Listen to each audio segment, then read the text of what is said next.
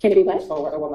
One of the more attractive people over there, and he just shot at one of them girls, bro. Your Honor, as Mr. Shad did not relay that to me. And I don't Well, he just relayed it to everybody in front of you. Where we try to trick a witness, try to convince the jury that we're somehow including my client Shannon when it's clear that witness is not following. That's what we're talking about. And it's disgusting, and I don't know how we cure it. We're going to move for a mistrial. I think it was completely intentional. Obviously, it was calculated. Day 134 of the Young Thug-Wise-A-Rico trial was chaos. Quindarius Zachary takes a stand while sick and testifies for hours. Miss Love then purposely tries to include Shannon Stillwell into a situation there's no evidence he was involved in. Max Shard is livid and moves for a mistrial. Towards the end, Quindarius fires his attorney and tries to flirt with one of the people in the state. This video is probably so long. There's so many moments. I don't even know what to say. It almost seems like everyone's an actor and this is a movie or a show. It doesn't seem real. Like, it's just, this trial is ridiculous. She will be added to the witness list because it's really not Mike Sprinkle's call who to indict. We're going down such a wrong road, and the case law supports what the defense is saying. That's why we don't get into the investigation and the conduct of the investigation, but we get into the relevant information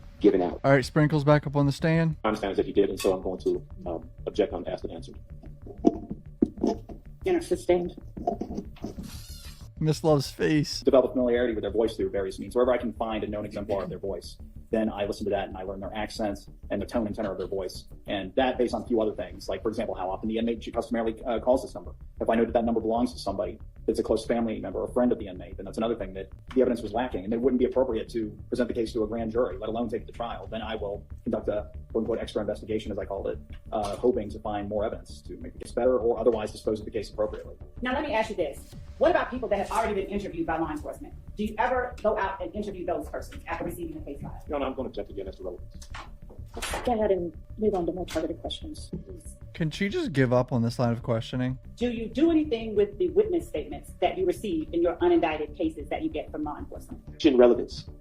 Your Honor, that goes directly to his practice, his way of conducting investigations into the cases that he then makes other decisions for, and it goes to how it allows the jury to gauge his practice, his Counsel approach, please. Oh, I just feel like this is a waste of time. Let's just talk about the evidence that he found. 60% of you aren't subscribed. Come on, hit the subscribe bell. Did you work with Detective Thorpe on the case involving the murder of Donovan Thomas Jr.? I did. She could have just started here. Spencer Wright was an inmate at the Atlanta City Jail. Who were the arrest warrants taken out for at the time that you received the case file?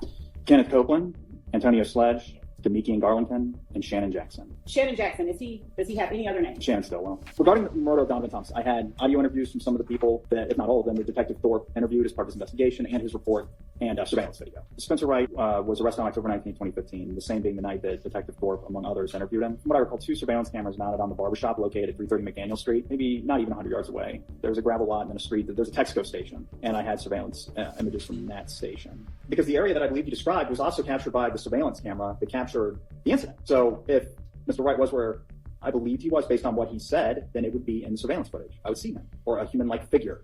Given the clarity of the surveillance footage, it wouldn't have been sufficient to actually make out the space.